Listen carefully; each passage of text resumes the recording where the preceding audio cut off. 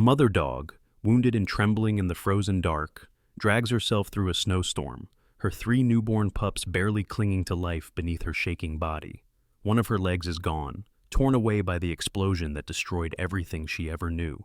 She should have died out there, alone in the silent pines, but fate had other plans.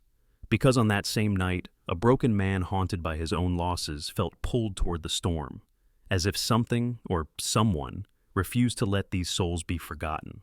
When his headlights cut through the blizzard and found her collapsed on the roadside, their lives collided in a way that would test courage, faith, and the quiet power of miracles. What happens next will make you believe in quiet miracles and second chances for the forgotten.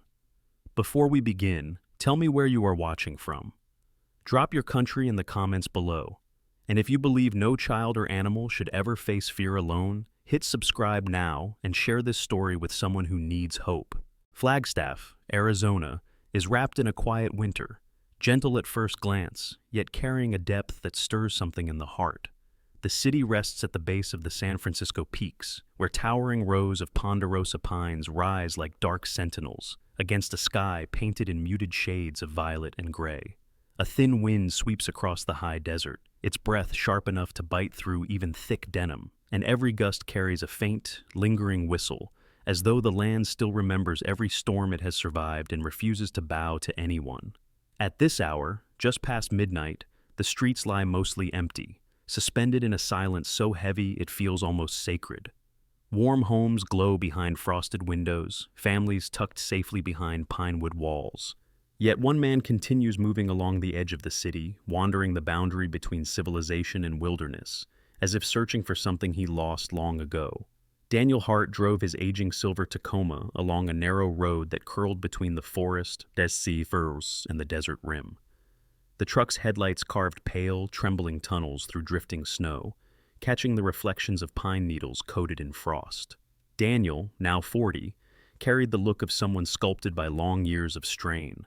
Broad shoulders slightly stiff, posture unconsciously alert, as if waiting for an impact no one else could see.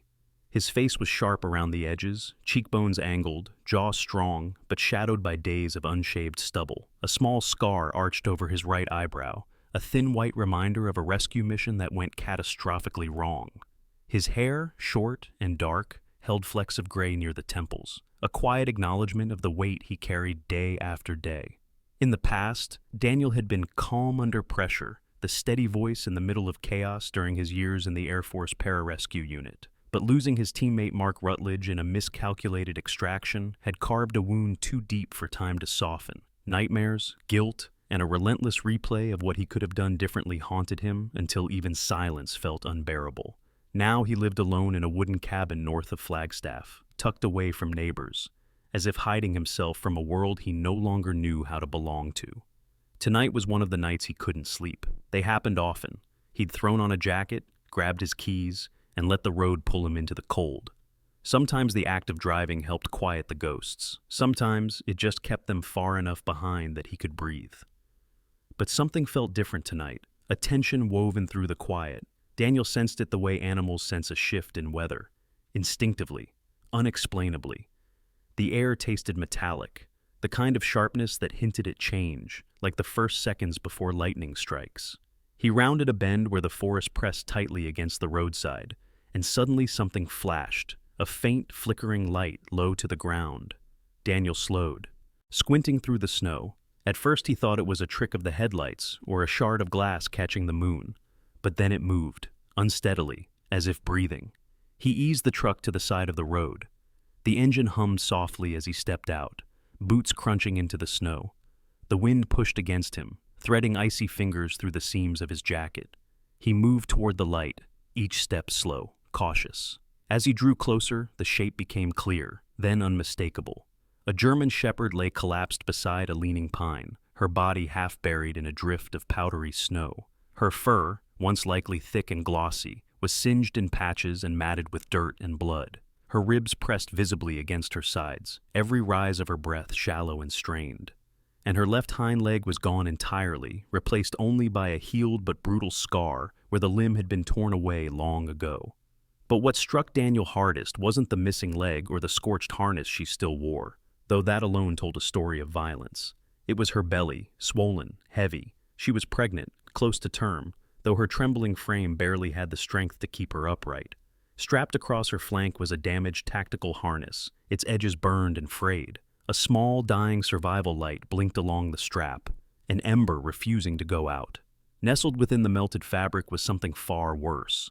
The warped piecing of a small, explosive fragment that had fused into the harness, a remnant of a device that had detonated only partially. The dog lifted her head when Daniel approached, golden eyes luminous even in exhaustion. They were sharp, defiant, the eyes of something that had survived through force of will rather than mercy. She didn't bark, she didn't snap. She simply watched him, guarding her fragile unborn life with the last scrap of energy she possessed.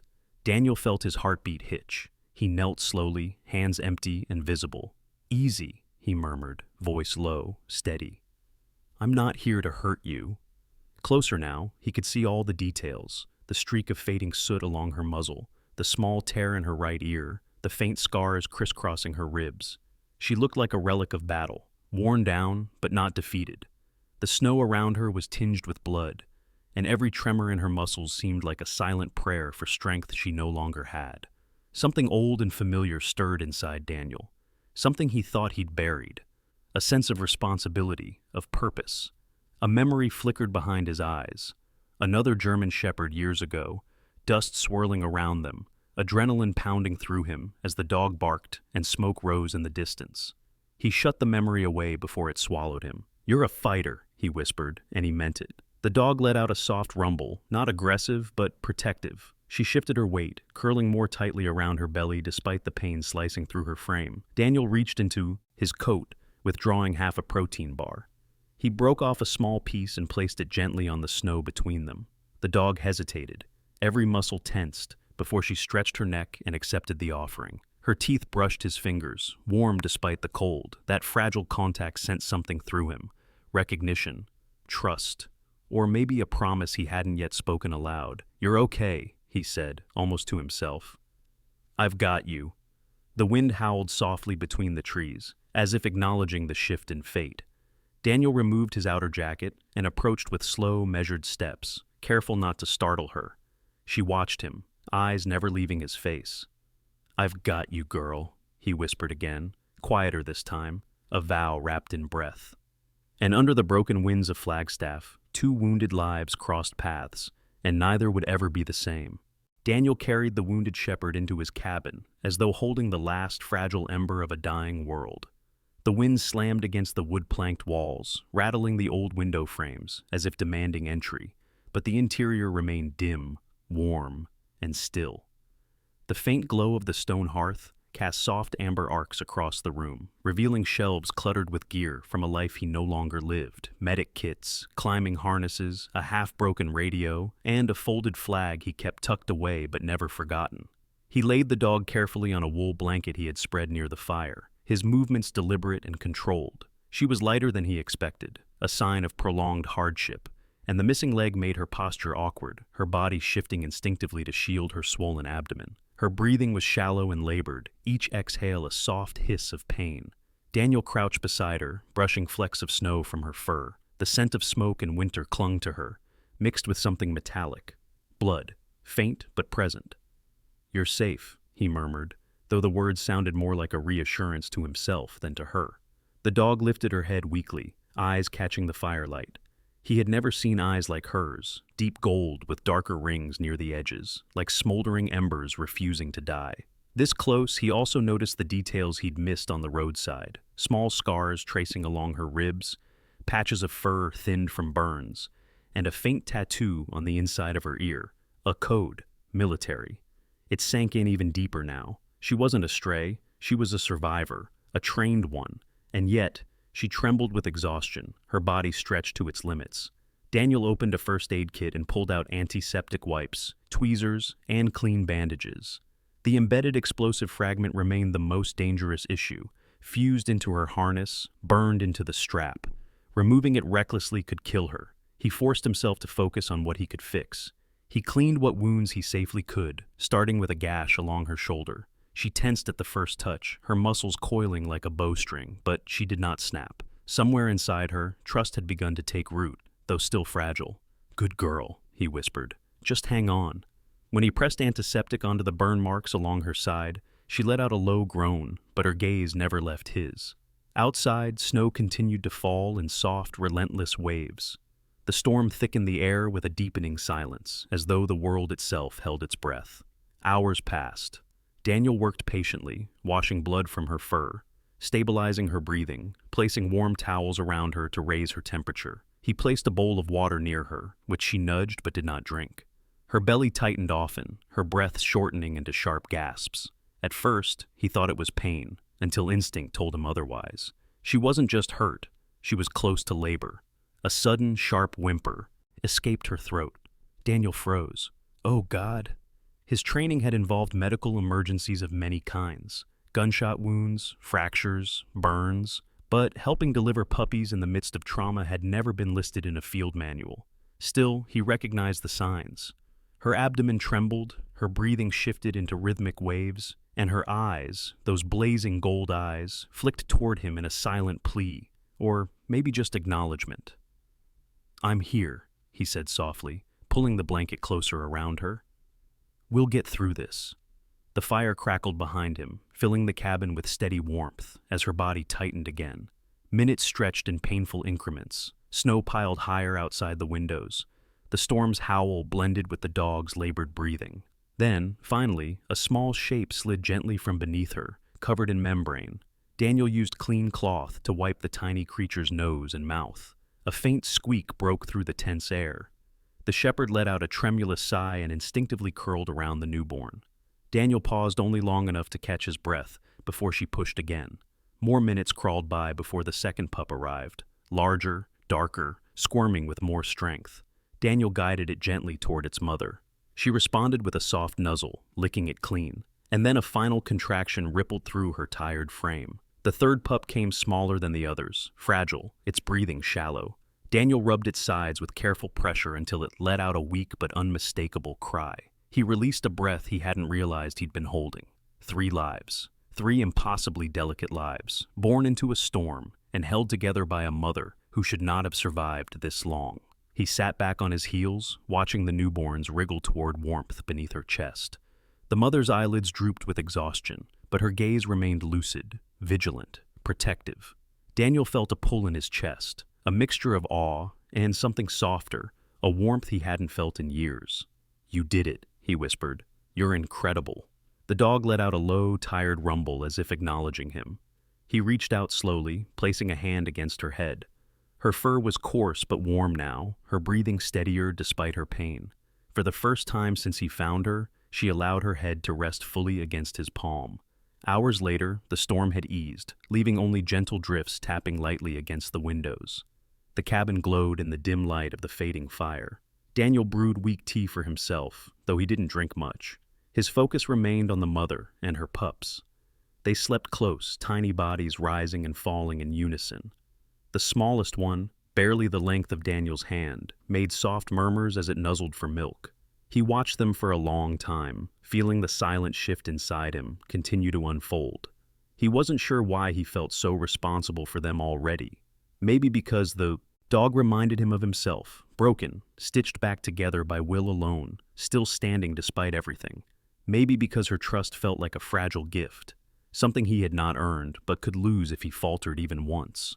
Or maybe because for the first time in years, the cabin didn't feel empty. A faint scratching sound interrupted his thoughts. Daniel glanced toward the door, muscles instinctively tightening, but it was only a loose branch tapping in the wind. Still, the sound pushed an unwelcome memory to the surface. Mark Rutledge's last words over the radio before static swallowed them.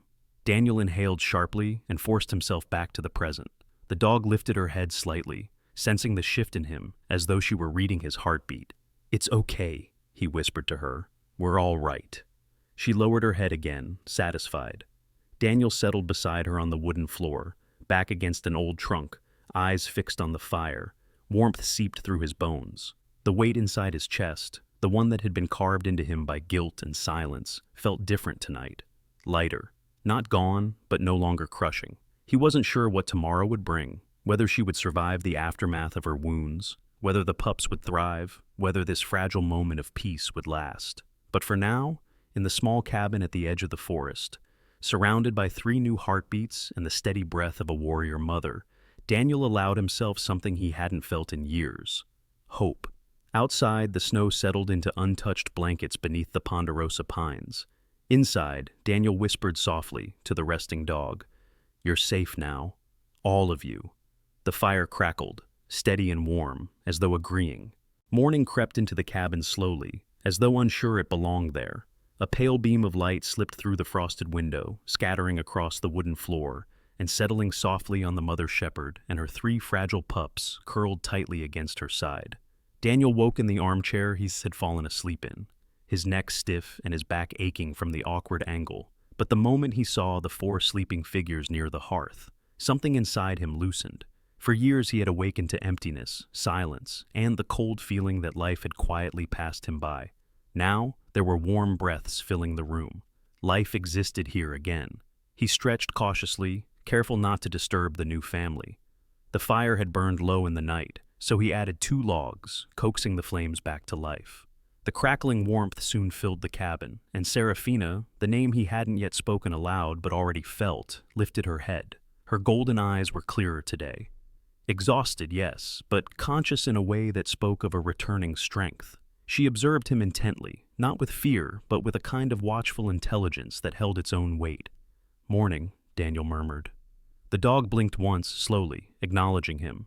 He knelt beside her, feeling the tension in her muscles even at rest. Though she had trusted him enough to let him help deliver her pups, she was still a soldier, every fiber of her being attuned to risk. Daniel checked the pups next. The smallest one made a soft squeak and wriggled closer to its mother's warmth. The largest already seemed sturdier, pushing its siblings aside in search of the best spot to nurse. The middle pup, the dark-furred one, twitched as it dreamed, its tiny paws pulsing in the air. "You all made it through the night," Daniel whispered, feeling the words catch unexpectedly in his chest. After ensuring the mother and pups were warm and safe, he turned his attention to the harness still strapped across Serafina's side. The charred fabric and melted buckles told a violent story, and the metallic fragment fused to it, the one that had nearly killed her, remained dangerous. He would have to remove the harness eventually, but not while she was weak. Instead, he studied the small identification plate embedded near the collar strap. S14, a code, and on the inner side of her remaining ear was the faint tattoo he had noticed last night, 7BR. His years in pararescue had given him enough familiarity with military canine units to recognize the pattern. She had belonged to someone, and someone had lost her. His breath tightened as an unwelcome thought hit him. Could her disappearance be tied to one of the missions he had been indirectly involved with? A knock broke his thoughts, a single firm rap on the cabin door. Daniel stiffened instantly, years of instinct snapping awake. He stood and approached the window, pulling back the curtain slightly. Outside stood a man Daniel hadn't seen in nearly a year, Eli Turner. He wasn't military, but he carried the look of someone who lived close to the edge. A local forest ranger in his late 30s, Eli was tall with wiry muscle and the kind of lean frame that came from long seasons trekking through harsh terrain. His beard was thick and copper brown, trimmed neatly along his jaw but untamed along the chin, giving him a rugged, mountain-born appearance. His nose had a slight bend from an old break, and his green eyes, narrow, assessing, perpetually tired, were set deep beneath heavy brows.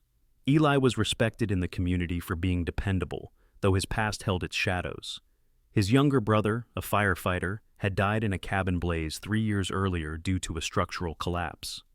Since then, Eli carried a quiet protectiveness toward anyone living remotely. He knocked again, this time lighter. Daniel cracked the door open. The wind slipped in, biting with desert cold. "Didn't expect company," Daniel said carefully. Eli shifted his weight, boots crunching into the snow. "Morning. Sorry to drop by unannounced. There were tracks near your road. Thought maybe an injured animal wandered your way. Wanted to check you weren't dealing with a mountain lion or something." Daniel hesitated, tension coiling in his shoulders. Serafina let out a low rumble from behind him, a warning. Eli's eyes sharpened. "You've got something in there, don't you?" "She's hurt," Daniel said simply, "and she's not a threat." Eli didn't push the door open, but he leaned closer, lowering his voice. "Dan, I heard explosions last night, small ones, distinct. They echoed through the ridge. You know I can tell the difference between a tree cracking and a blast. Daniel exhaled through his teeth. The explosive fragment must have reacted when he cut part of the melted strap. A tiny flare, maybe small enough he hoped no one else had noticed. But Eli had. Everything's under control, Daniel said, though he knew Eli heard the uncertainty beneath the words. Eli pressed his lips into a thin line. Let me help. If she's wounded and dangerous, she's not dangerous, Daniel repeated, this time sharper than intended. Eli drew back slightly, but not in offense, more in recognition. Something's up, he said quietly, but it's your business. Just, if you need anything, you know where to find me. Daniel nodded stiffly. I appreciate it. Eli gave a final nod, tugged his coat tighter, and walked toward his snow-dusted Ranger Jeep parked a few yards down the road. As he left, Daniel watched him carefully. Eli was good-hearted, but he noticed everything, and if he sensed danger, he would report it.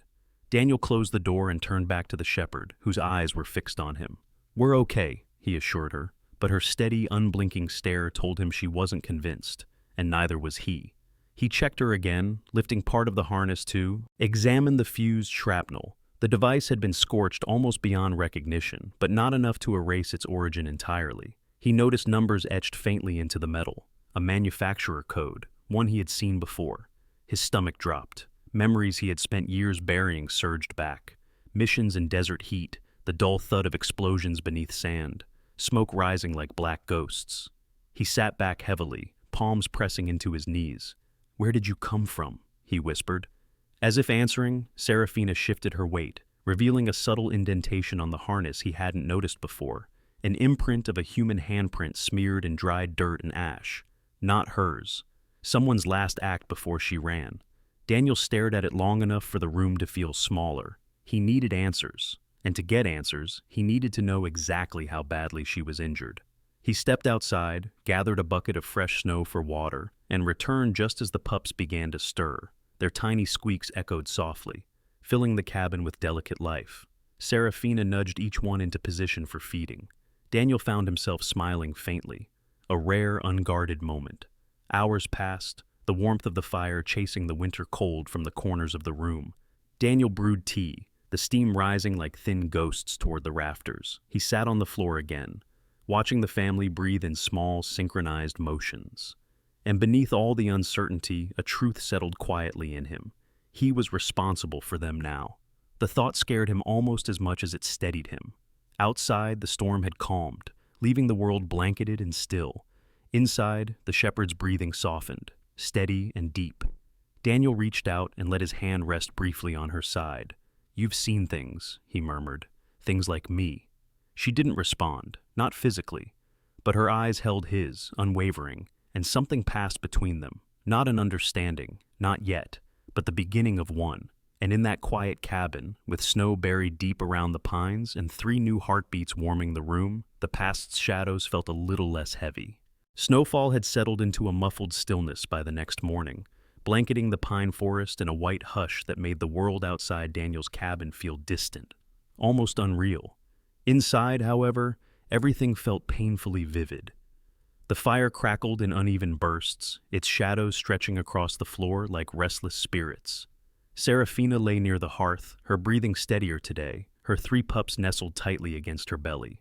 Daniel watched her as he sipped lukewarm coffee, the bitter taste lingering on his tongue. He was exhausted, but the kind of tired that ran deeper than the body, a weariness rooted in memory, uncertainty, and the impossible weight of responsibility he had unexpectedly found himself carrying.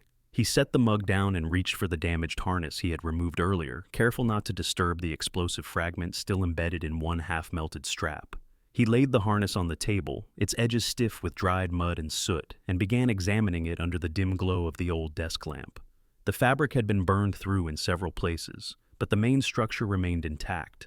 The metallic bracket that held the shrapnel was scorched, but not destroyed, its edges warped inward like a mouth frozen mid-scream. Military-grade materials, he noted, durable beyond reason, built to survive chaos. As he ran his fingers along the fabric, he found something new, something he hadn't noticed in the frantic haze of the night before, a small compartment sewn into the underside of the strap, sealed by a Velcro panel nearly invisible beneath the char. He peeled it open slowly, revealing a thin metallic tag, no bigger than a thumb joint. A code was etched into its surface. Unit S-14, Operation Olmos, Handler, MJR. A. Rivera. Rivera.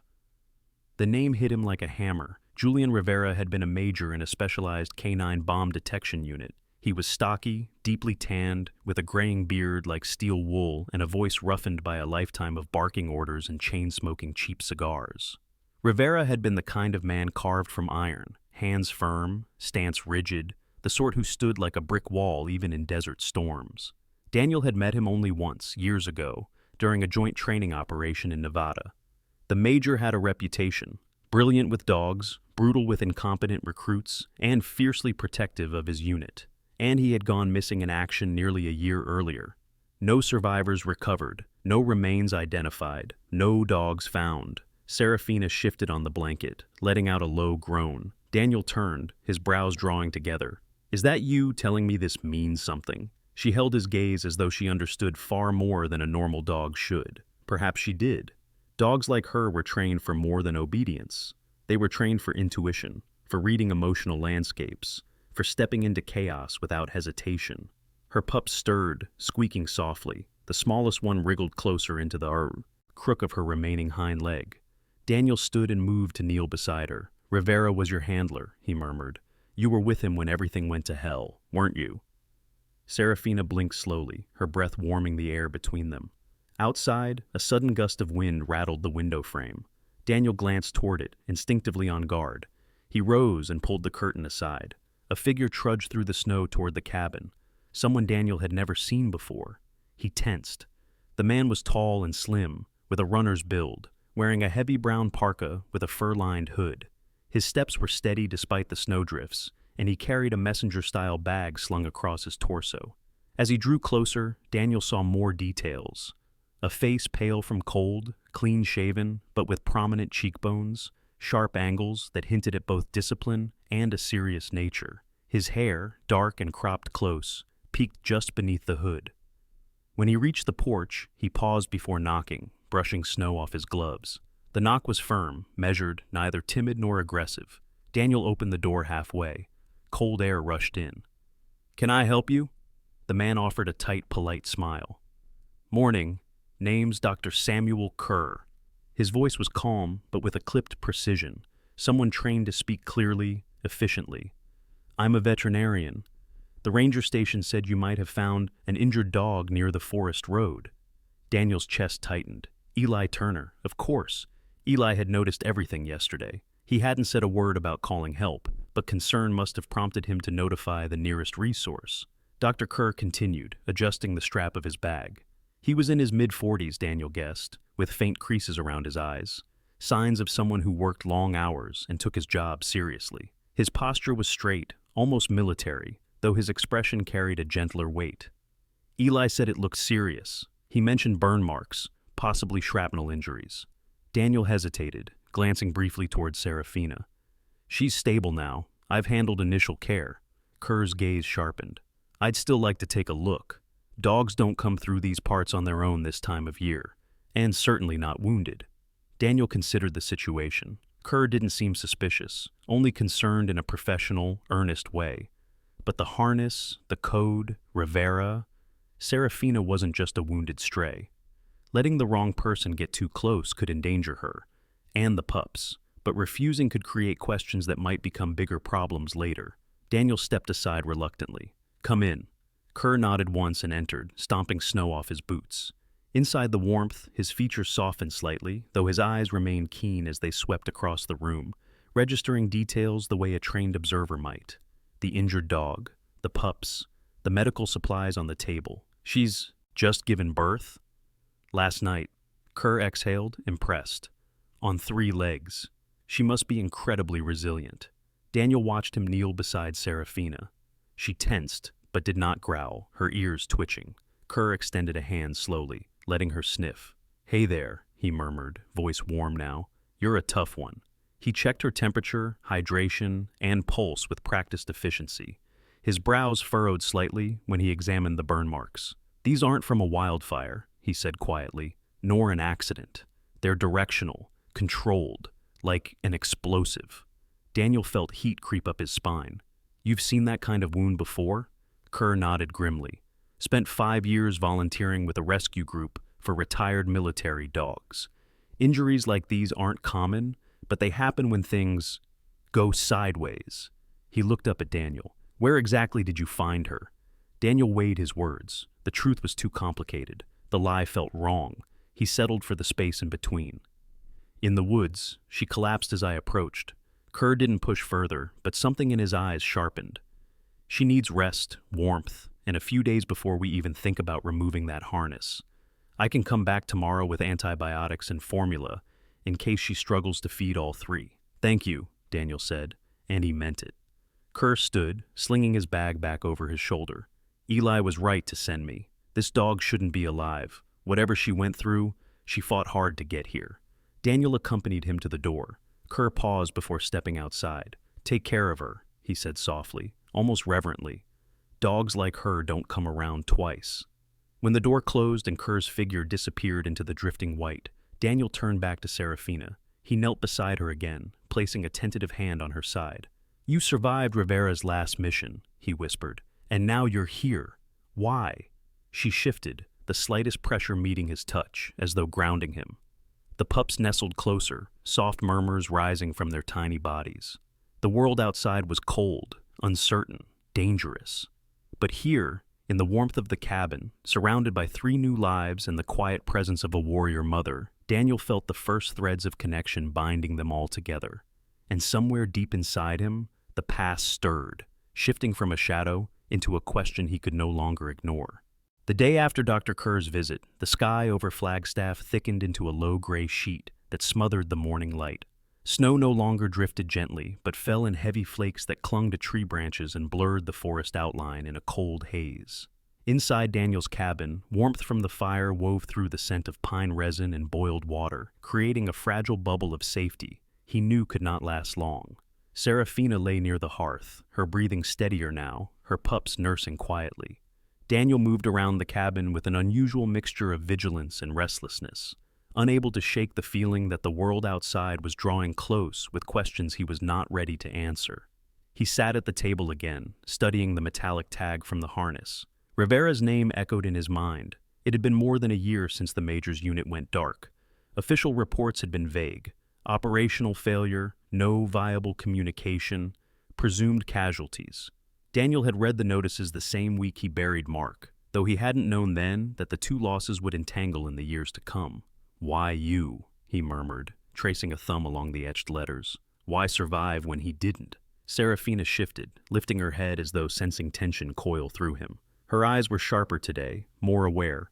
She watched him, pupils narrowing slightly in the flickering light. He approached her slowly. You remember him, don't you? The shepherd's gaze held his for a long moment before her ears twitched toward the door. Daniel's brows knit. A second later, a crisp knock echoed through the cabin. 3 precise taps, evenly spaced. Not Eli. Eli knocked like a man who hoped he wasn't intruding. Daniel stayed still for half a breath before opening the door just enough to see the visitor.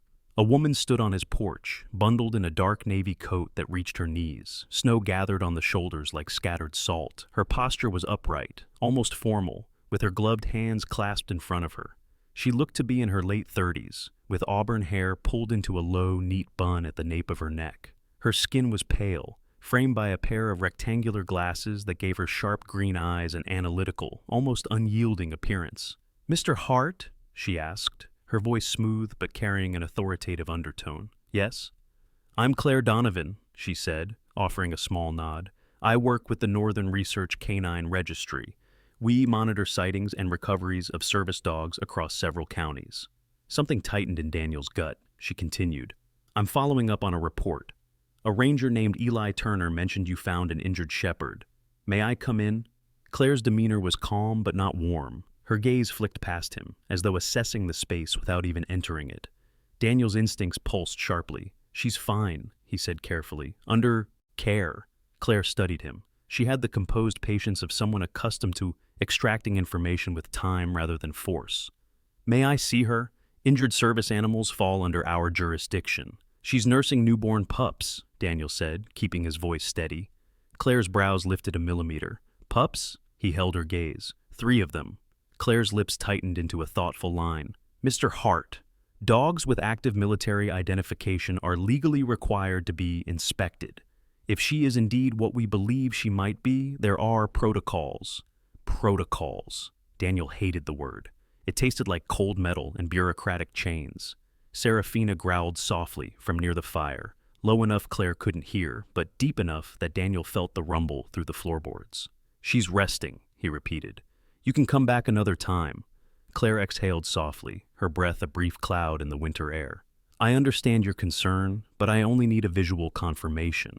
She reached into her coat and produced a small badge, official, embossed, unmistakably legitimate. This isn't a seizure, just verification. Daniel hesitated, weighing the risks. Claire seemed observant, methodical, but not hostile, and refusing her outright might escalate things in ways he couldn't control. Fine, he said at last. Don't get too close. He stepped aside. Claire entered with measured steps, her boots leaving crisp shapes on the rug. She scanned the cabin quickly. Fireplace, blankets, medical supplies, her eyes cataloging everything. Then she saw Serafina. Claire paused. Her rigid expression softened by a fraction. Good Lord! Serafina stared back, ears flattening slightly, body rigid but silent. Daniel moved closer to her instinctively. Claire approached slowly, stopping several feet away. A tri-paw, she murmured. And are those burn injuries? Yes, Daniel said curtly. Claire removed her glasses, rubbing a thumb along the frame in thought. Without them, her face seemed gentler, less mechanical. She looks like a canine from Unit S series. We lost track of 2 dogs last year. One of them belonged to Major Rivera, Daniel said before he could stop himself. Claire's head lifted sharply. You know Rivera? Only met him once. Claire studied Serafina again, noting the scarred leg, the swollen belly now partly relieved after birth, the melted harness on the table. If this is S-14, she said quietly, then she survived something catastrophic, and she wasn't supposed to. Daniel's chest tightened. What do you mean? Claire hesitated before responding. The mission Rivera was on, it wasn't declared properly. Something went wrong at a classified site. We were told no dog survived, that no retrieval was possible, her voice lowered, and that none of the equipment should still be active. Daniel felt cold creep through him. So, you're saying someone didn't want her found? Claire did not answer immediately. Her silence was enough. She stepped back from Serafina, putting on her glasses again, the brief softness replaced by professional resolve. Mr. Hart, she said, I need to file a report, but I will not disclose your exact location yet. The fewer people who know she's here, the safer she is. Daniel blinked. You're helping us? Claire's expression shifted into something more personal, something shaped by experience rather than protocol. My brother was a handler, she said quietly. Killed in Afghanistan. His dog didn't survive either.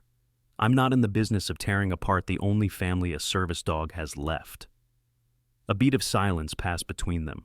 Daniel nodded slowly, understanding more than she realized. She moved toward the door, pausing only once. I'll come back tomorrow, alone. Don't let anyone else near her.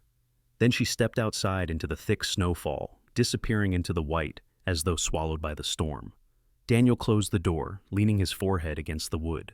Behind him, the fire crackled, the pup squeaked. Serafina watched him with steady golden eyes that held both ancient hurt and unspoken trust. We'll figure this out, he murmured. She blinked once, as if accepting the promise.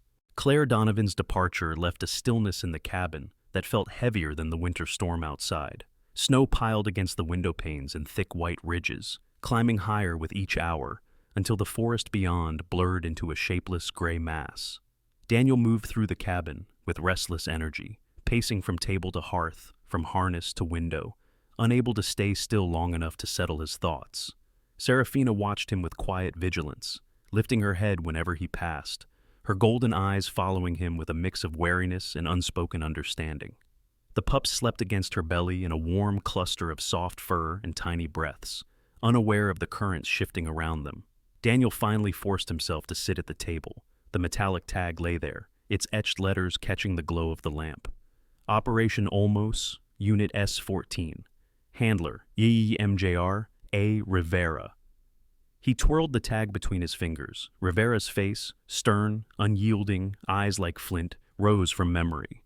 The man had been intense but loyal to a fault, someone who never left a dog behind. If Serafina survived, Rivera must have died protecting her.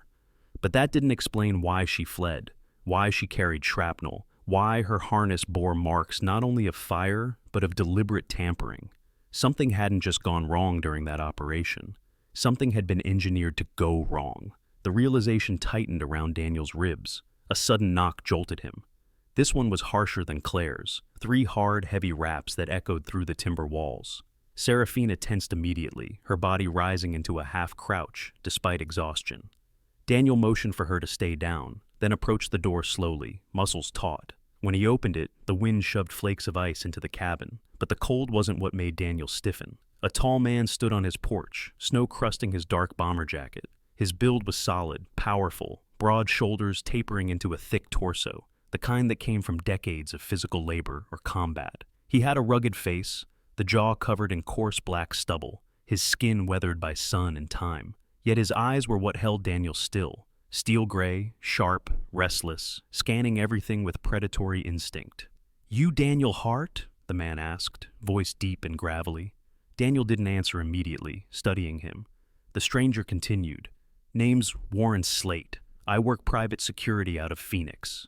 Slate reached into his coat, not fast, but deliberate, and pulled out a laminated identification card. The badge was from a legitimate firm, though Daniel recognized the type. Contractors who handled everything from corporate protection to off-the-record government jobs. Slate saw Daniel's guarded expression and smirked faintly. "Relax, I'm not here to cause trouble. Just tracking movement." "Movement of what?" Daniel asked, though dread coiled in his stomach. Slate's eyes flicked past him, toward the faint shape of Serafina near the fire. "That." Daniel stepped subtly into the doorway, blocking the man's line of sight. "She's injured, and she's not going anywhere." Slate raised his hands in mock surrender. "Didn't say she was, but she's part of an ongoing investigation. My client wants confirmation that the missing canine isn't, let's say, in hostile hands." Daniel swallowed anger. "She's in no one's hands." "That's good," Slate replied, lowering his hands. "But let me be clear, Hart. If she's the dog from the Olmos site, a lot of people will want to know how she made it out, and why." Daniel felt heat rising beneath his skin. Slate studied him carefully, eyes narrowing with subtle impatience.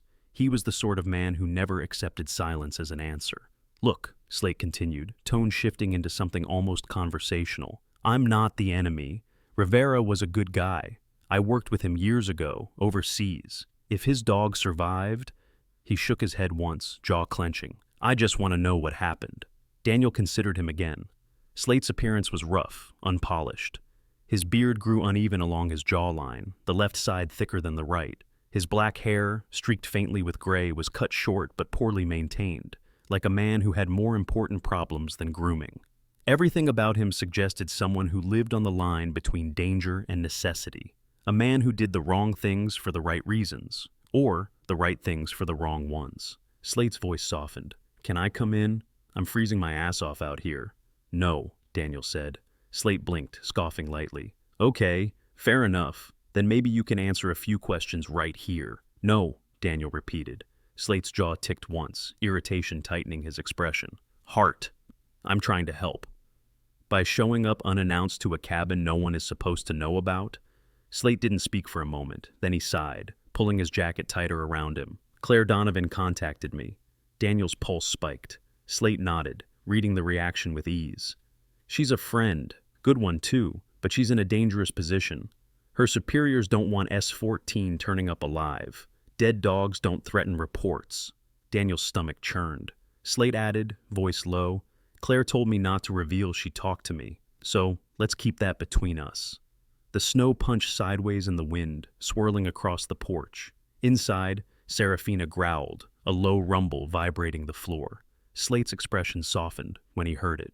"Yeah, I figured she'd be a fighter." Daniel finally asked, "Why are you really here?" Slate paused before answering. "To warn you, others will come. People who aren't as polite as me. People who don't care about that dog or the 3 pups I saw behind you." Daniel's breath caught. Slate lifted a brow. "Come on, Hart. I used to track insurgents through smoke-filled alleyways. You think I can't see a few tiny furballs behind a man's legs?" Despite the tension, Daniel nearly laughed. Slate stepped back from the door slightly. "Take care of her," he said, "and trust Donovan. She's on your side, whether she admits it or not." Daniel finally spoke the question that had been choking him. Slate was almost sabotage. Slate met his eyes with grim certainty. Yes. Then he turned, trudging into the dense white curtain of snow, leaving Daniel standing in the doorway with a chest full of unraveling truths. When Daniel closed the door, Serafina lifted her head, searching his face. "Things are changing," he murmured, kneeling beside her. She pressed her nose into his palm, warm breath grounding him in the moment. The pups stirred and squeaked, unaware of the danger creeping closer to their fragile world. "I won't let them take you," Daniel whispered, voice rough with promise. Serafina blinked, calm but aware. In the flickering firelight, the shadows trembled. Shadows of Rivera, of sabotage, of people hunting a dog who had survived what she shouldn't have. Daniel felt the pressure of responsibility close around him like armor. He was not prepared for this war, but he would fight it. For her, for them. The storm deepened through the night, swallowing the cabin in a cocoon of white silence broken only by the occasional groan of strained timber. By morning, the forest outside had vanished beneath dense curtains of snow, as if the world beyond the window had been erased entirely. Daniel barely slept, pacing through the cabin with restless tension simmering beneath his skin. Slate's warning replayed in his mind like a distant alarm he could not silence. Inside, the fire cast warm colors across the room, where Serafina rested with her pups. The three tiny bodies stirred occasionally, squeaking softly as they nestled against her belly. Daniel approached them often, not to touch, just to look, to assure himself they were still safe. But safety was a shrinking boundary. Slate's visit had changed everything. Daniel moved to the table where the metallic tag and harness lay, both objects now radiating a different kind of weight. He could no longer pretend that Serafina's survival was accidental. She carried secrets. Secrets powerful enough that someone sabotaged an entire military unit and then tried to erase all evidence. And now, those same ghosts were walking toward him. A sharp knock broke the silence. Not hard like Slate's, not crisp like Claire's, hesitant. Daniel's breath caught as he turned to the door. He opened it slowly, half expecting another stranger, but instead found Eli Turner, the ranger, his beard scattered with snowflakes. Eli stood hunched against the cold, his green eyes troubled beneath the brim of his ranger hat. "Morning," Eli said, voice tight. "Sorry to bother you again." Daniel stepped aside. "Come in." Eli brushed snow off his coat as he entered. Today he wore his full ranger uniform, sturdy canvas jacket, badge dull in the low light, radio clipped to his shoulder. His beard was more unkempt than usual, giving him a harsher look, though his eyes still held that quiet, pained softness of a man who carried loss like a permanent bruise. "Everything all right?" Daniel asked cautiously. Eli exhaled. "Not exactly." He removed his gloves and shoved them into his pockets. His fingers trembled slightly, not from cold, but from tension. "Two men were spotted near the base of the forest road at dawn," Eli explained. "Not hikers, no gear, no plates on their SUV. They asked a local about cabins in the area." Daniel's stomach tightened. "What did you tell them?" "Nothing. I didn't talk to them. I heard it over the band when I checked in this morning." Eli stepped closer, lowering his voice. "Dan, I think someone is looking for something, or someone, and I know you didn't want to say much yesterday, but—" His eyes lingered on Serafina. She watched him, ears tilting. "Is she in danger?" Daniel didn't answer immediately. He weighed Eli's sincerity, his cautious stance, his steady but concerned expression, the rough edges of a man who had been shaped by grief yet refused to let it harden him completely. Eli had lost a brother in a cabin fire years before, a death that had never left him. Since then, he took threats personally. Daniel sighed. "Maybe." Eli nodded grimly. "I figured as much." He looked around the cabin, absorbing the signs of strain, the medical kit, the harness on the table. "Tell me what you need from me," Eli said. There was no threat, no pressure, just simple conviction. Daniel hesitated, then pointed toward the harness. "She's not a stray. She belonged to a canine unit in a classified mission, the kind that gets buried quietly." Eli's eyebrows rose. "And now someone wants her back, or wants her gone," Daniel murmured. Eli stiffened. Jesus, Dan, this is bigger than a wounded dog. Daniel nodded once. I know. The ranger rubbed to the back of his neck. Okay, first things first. I'm filing nothing, not on record, but you need supplies, and backup, and maybe a place to hide. Daniel shook his head. I'm not running. Eli studied him, recognizing the iron in his voice. All right, then we prepare. Before Daniel could respond, another sound sliced through the quiet, tires crunching through deep snow. Not near the cabin, but far enough down the forest road that the sound arrived faint, muffled by distance and storm. Seraphina's ears shot up, her muscles tightening. Daniel froze. Eli moved to the window, peering barely an inch through the snow-frosted glass.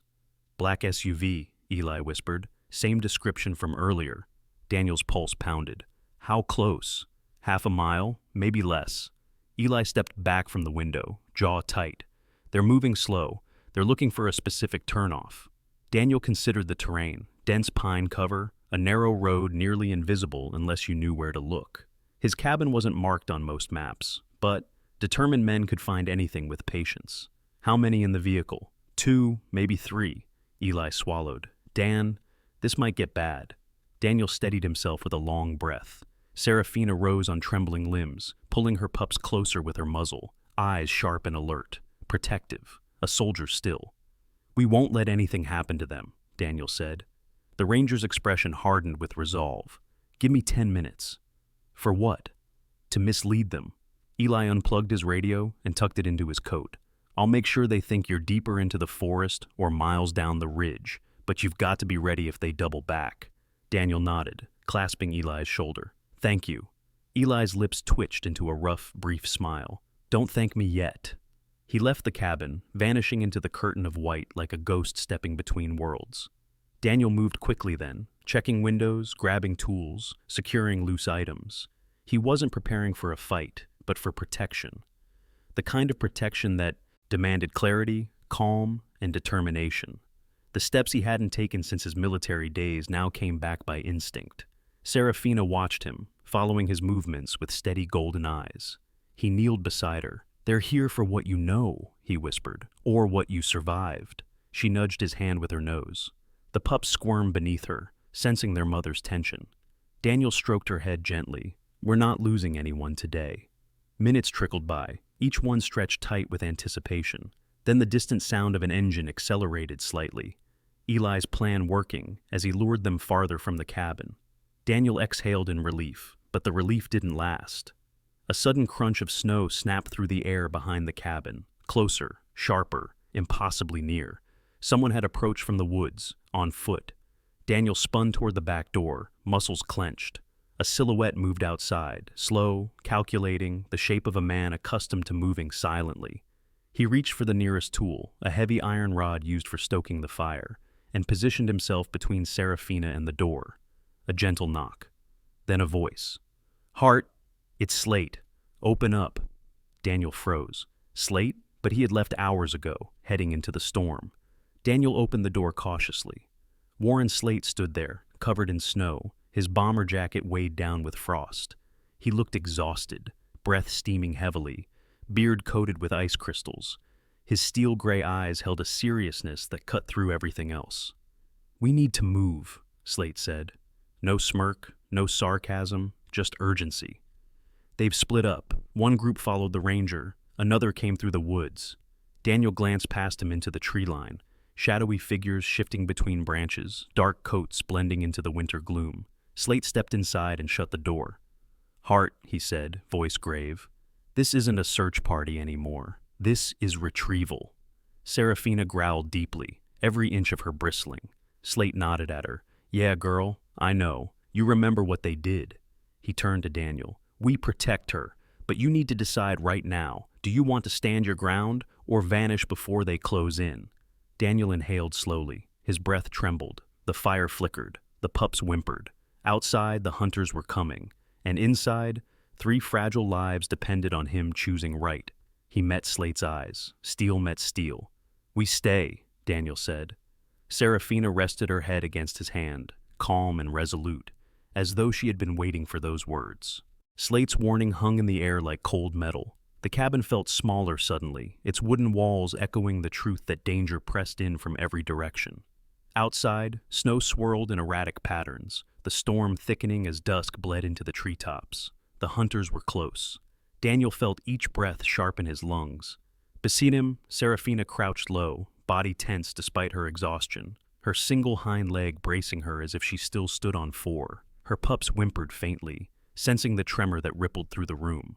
Slate wiped frost from his beard, the coarse stubble glinting with ice crystals. He scanned the cabin with a restless soldier's eye, pacing with the heavy gait of a man who'd walked battlefields far rougher than this winter forest. His jacket was stiff with cold. His hair, streaked with gray, clung damp to his brow. "We've got maybe 10 minutes before the closest group reaches the ridgeline," Slate muttered. "They're moving methodically. They know the terrain." "Military?" Daniel asked quietly. Slate hesitated. "Not officially, but trained. And dangerous." Daniel's jaw tightened.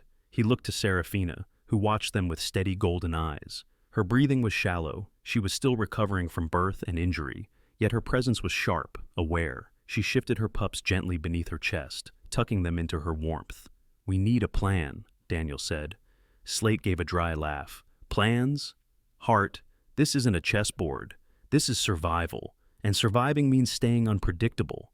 They won't hurt her," Daniel said firmly. Slate's gray eyes snapped to him.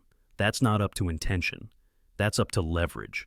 Before Daniel could ask what he meant, a soft tapping came from the back of the cabin, far too light to be a knock, too rhythmic to be the wind. Slate's posture shifted immediately. "Back window!" he hissed. Daniel moved silently, heart pounding. He peeked through a thin crack in the curtain. A figure crept along the tree line, lean, tall, clad in a dark winter jacket.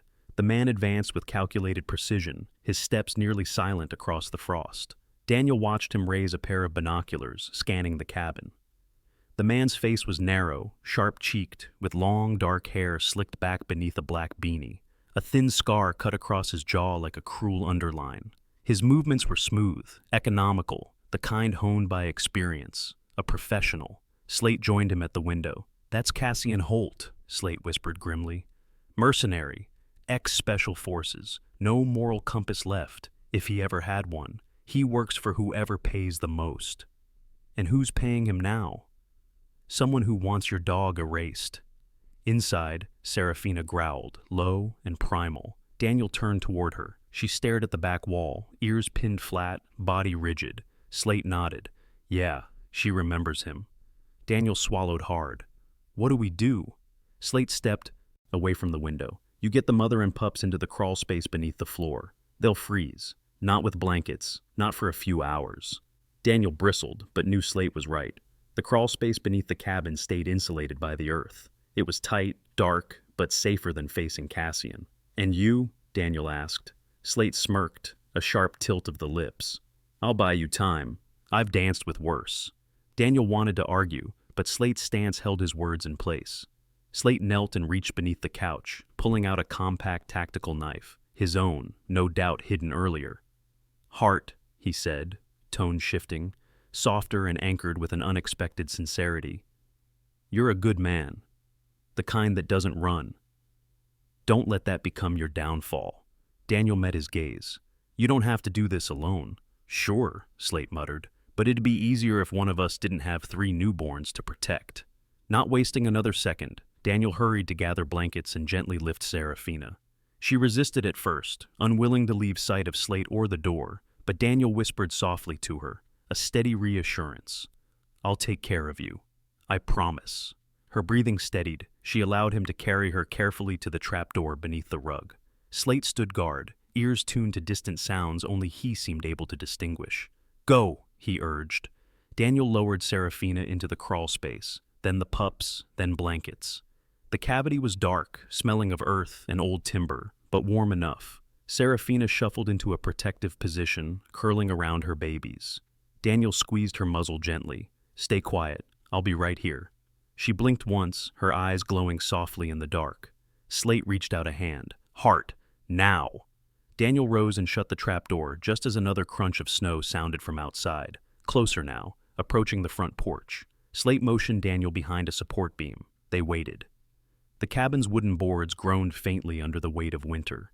Then, Another knock, heavier this time. 3 blows, measured and calm. Slate grinned humorlessly. Cassian likes his theatrics. He whispered to Daniel, "Let me handle this." He opened the door half an inch. Cassian stood there, tall and still, like a dark carving of a man, snow clinging to his shoulders. His eyes were pale, almost colorless, like frozen steel. "Warren Slate," Cassian said flatly. His voice was low, controlled. "You're far from Phoenix. And you're far from any contract that smells legal," Slate shot back. Cassian's lips curled slightly. "Where's the dog?" Slate leaned against the doorframe. "You're going to have to be more specific. Plenty of dogs in the woods." "Not this one." Cassian's gaze drifted past Slate, scanning the cabin interior. "Bring her out, or I will come in." Slate's fingers tightened on the door. "Not happening." The faint quarter smile faded from Cassian's face, replaced by something colder, more mechanical. "Warren," he said quietly, "you know the orders." "I know bullshit when I smell it," Slate snapped. "The mission was sabotage. Rivera died protecting her. And now you want to finish the job." Cassian didn't react. He stepped closer. "Move." Slate did not. Cassian's fist shot out with sudden violence, slamming into the door. Slate stumbled back, and Cassian shoved the door fully open. Daniel lunged from behind the beam, swinging the iron rod. It connected with Cassian's shoulder, forcing a grunt from the mercenary. Cassian retaliated instantly, sweeping Daniel's legs with brutal efficiency. Daniel hit the floor hard. Slate charged, tackling Cassian into the wall. The impact rattled the cabin. Cassian slammed an elbow into Slate's ribs, then grabbed him by the jacket and hurled him toward the table. The metallic tag clattered to the floor. Daniel rose shakily and swung again. This time Cassian caught the rod mid-swing and twisted, ripping it from Daniel's hands. His pale eyes narrowed. "You're outmatched." But as Cassian stepped forward, a low growl rolled through the cabin floorboards. Deep, primal, Serafina. Daniel's breath caught as the trapdoor trembled, her strength pushing against it. Cassian turned toward the sound. "She's here," he said softly. He took a step. Slate grabbed his ankle, yanking. Cassian stumbled. "Heart!" Slate barked. "Do it!" Daniel snatched the fire extinguisher from beside the hearth and unloaded it directly into Cassian's face. A blinding cloud of white engulfed the mercenary. He staggered, swinging blindly. Slate rose, blood trickling from his lip. "Move!" he shouted, pushing Daniel toward the back door. Daniel hesitated only long enough to lift the rug and open the trap door. "Go," he whispered to Serafina. But she did not move. She pressed her nose to his arm, urging him instead. "Protect them!" Slate yelled from the front. Cassian roared through the dissipating foam. Daniel made his choice. He dropped into the crawl space, shutting the trapdoor above him. Darkness swallowed them. He curled around Serafina and the pups, shielding them with his body as chaos erupted overhead. Wood splintered, footsteps thundered, Slate grunted with pain. But above it all, one thought hammered through Daniel's mind. Protect them, protect them, protect them. In the quiet breath that followed every battle fought in this story, there is something more than survival, something gentler, older, and far more mysterious. It is the reminder that God's miracles do not always arrive in thunder or burning bushes. Sometimes they come on 3 legs, wrapped in fur, carrying loyalty instead of words, and love instead of judgment. Serafina, battered yet unbroken, is a reflection of every heart that has ever been wounded, but still chooses to love again. Daniel, haunted by mistakes he could not undo, is a reminder that even the deepest scars can become the doorways where grace enters. And the pups, small, fragile lights in a cold world, teach us that every new beginning is a quiet declaration of God's promise. There is always hope. In our own lives, we face storms that shake us, losses that carve into us, and nights that feel too heavy to bear. But just like Daniel learned, and just like Serafina proved, we are never so lost that God cannot guide us home again. You may not see the miracle coming. You may not feel it growing, but it will arrive. In a moment of compassion, in a stranger's kindness, in the warmth of a loyal heart beside you. Sometimes it even arrives in the form of a story, reminding you that your journey is far from over and never walked alone. If this tale touched you, inspired you, or reminded you of the quiet miracles in your own life, then please share this story so others may find the same hope, Leave a comment about where you're watching from or who you're praying for today, and subscribe to the channel so more hearts can be reached with stories of grace, redemption, and the God-given courage hidden inside every living soul. May the Lord bless you and your family with peace that softens every fear, compassion that lights every dark road, and a faith that never fades, even on the coldest nights. And may you always notice the quiet miracles walking beside you. God bless you.